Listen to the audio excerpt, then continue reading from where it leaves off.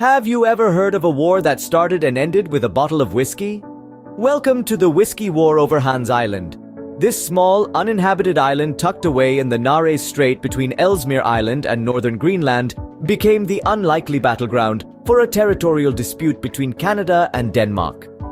The conflict, which humorously came to be known as the Whisky War, began in the 1980s when both nations decided to stake their claim in the most cordial way imaginable.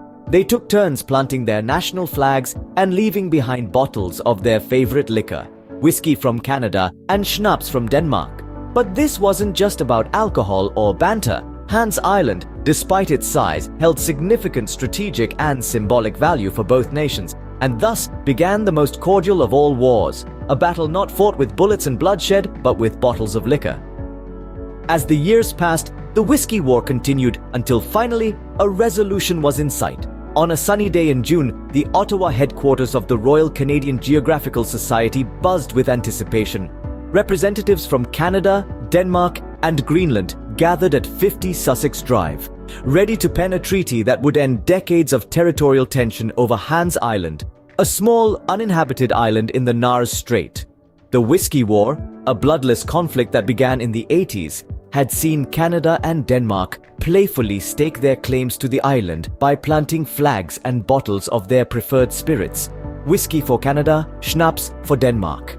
But the signing of the treaty on June 14th signaled the end of the war and the beginning of a new chapter for Hans Island.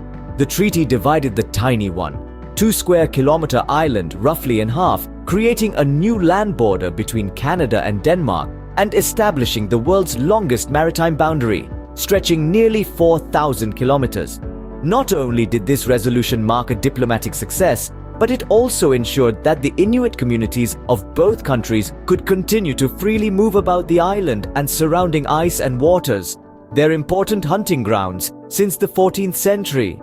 As the ink dried on the treaty, a final exchange of bottles took place. Canadian Foreign Minister Melanie Joly and Danish Foreign Minister Jeppe Kofod swapped bottles of alcohol one last time, a symbolic ending to the Whisky War. As Joly later commented, this conflict was perhaps the friendliest of all wars, and its resolution a win for Canada, Denmark, Greenland, and the indigenous peoples alike. With the signing of the treaty, the Whisky War was finally over, ending as it began, with a bottle of whiskey.